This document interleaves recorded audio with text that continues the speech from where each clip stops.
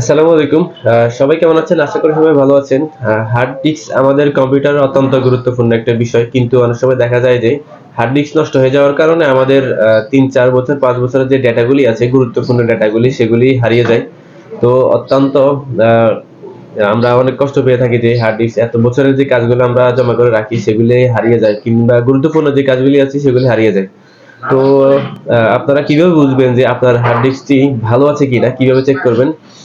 কিংবা আপনার হার্ড ডিস্কটি নষ্ট হতে যাচ্ছে কিনা? তো কিভাবে চেক করবেন চলুন আমরা আজকের ভিডিওতে দেখছি যে কিভাবে আপনার হার্ড ডিস্কটি ভালো আছে কিনা। তো চলুন দেরি না করে শুরু করা যাক। আম আর আমার এই ভিডিওটি আপনারা আপনাদের টাইমলাইনে শেয়ার করে রাখুন যাতে আপনারা ভুলে না যান এবং আমার ফেসবুকটি ফলো করে রাখতে পারেন। যাতে পরবর্তীতে আপনাদের এরকম আরো অনেক ইম্পোর্টেন্ট যে ভিডিওগুলি আসবে সেগুলি কাজে লাগতে পারে। তো ফার্স্ট অফ অল আপনারা আপনাদের কিবোর্ড যে আছে কিবোর্ডের উইন্ডো প্লাস আর প্রেস করুন। তারপরে আপনারা এখানে যে রান অপশনটি আছে এখানে লিখতে হবে সিএমডি। তারপরে আপনারা ওকে বাটনে ক্লিক করুন। ওকে বাটনে ক্লিক করার পরে যে কমান্ড অপশনটি আছে সেখানে লিখতে হবে WMIC।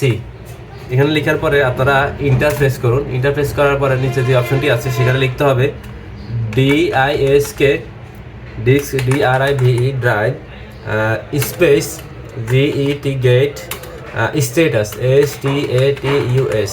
স্ট্যাটাস লেখার আগে আপনারা এখানে একটা স্পেস দিয়ে দিবেন। তারপরে হচ্ছে কিবোর্ড থেকে ইন্টারফেস করুন।